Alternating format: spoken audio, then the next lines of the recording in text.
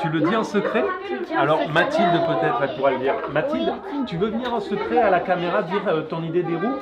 Dis-moi. En fait, il y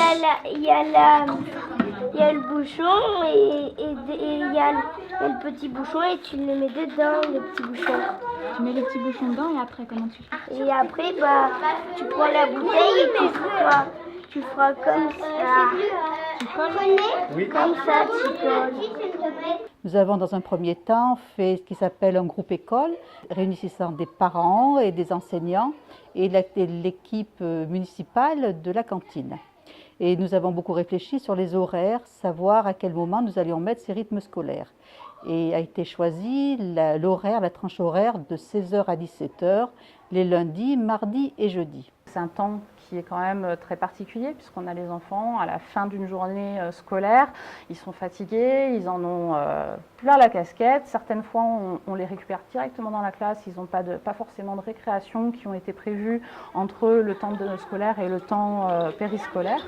Et donc, la demande est particulièrement de faire des animations ludiques où les enfants vont pouvoir s'aérer, mais tout en étant l'objet des petits débrouillards, s'amuser avec les sciences. Donc s'amuser avec les sciences, ça reste quand même quelque chose de sérieux, mais est-ce qu'on est obligé d'être sérieux pour faire des choses sérieuses? Ça, j'en suis pas sûre. Deuxième décision, que mettre dans ces horaires?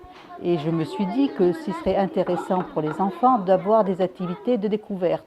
Donc on s'est mis d'accord sur le yoga avec un bénévole, les contes pour les petites classes, le sport qui me semblait nécessaire, les échecs et arts plastiques qui étaient déjà présents au niveau du centre de loisirs.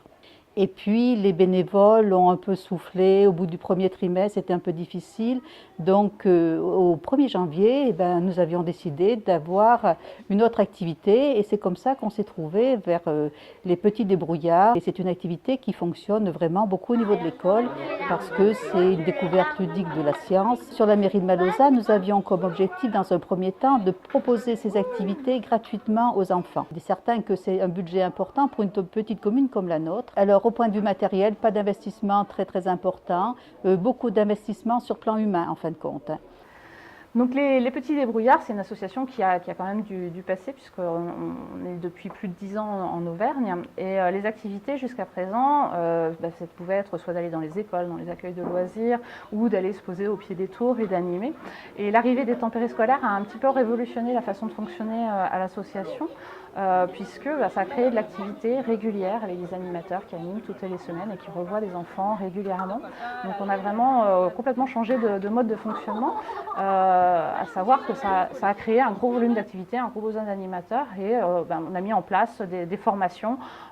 Jusqu'à présent, on faisait 3 sessions de formation par an. Cette année, je crois qu'on en a fait 6 ou 7 pour pouvoir justement répondre à cette demande, puisque les communes sont venues vers nous avec une forte demande d'animation et de proposer des choses ludiques en fin de journée. Et donc on intervient directement dans les écoles, dans les classes. C'est souvent des activités qui sont plutôt ponctuelles, même si au cours de l'année, on peut revoir les enfants, c'est même le but, et on essaie de construire idéalement des séances avec une progression pédagogique. C'est vrai que ces temps fragmentés de TAP doivent être préparés par l'animateur pour qu'il y ait un réel suivi et une réelle progression, comme je le disais, sinon ça peut être décousu. Donc c'est le sens qu'on essaye de donner. Ce qu'ils ont fait pendant ces temps d'activité périscolaire, quand on arrive à les accrocher, ça les passionne, et puisque nous on fait beaucoup de petites expériences ludiques, de bricolage, comme on a fait aujourd'hui par rapport à la construction de petits bolides qu'on essaiera de propulser par la suite. Et les enfants souvent se passionnent parce qu'ils font eux-mêmes, ils expérimentent des choses et c'est vraiment là tout l'intérêt de notre démarche. C'est-à-dire qu'on ne vient pas leur enseigner des contenus abstraits, mais vraiment on leur demande d'expérimenter et d'apprendre par eux-mêmes. On doit essayer de faire et on propose toutes les deux des choses, et on voit si c'est bien ou pas, donc c'est des trucs d'équipe, donc c'est assez bien.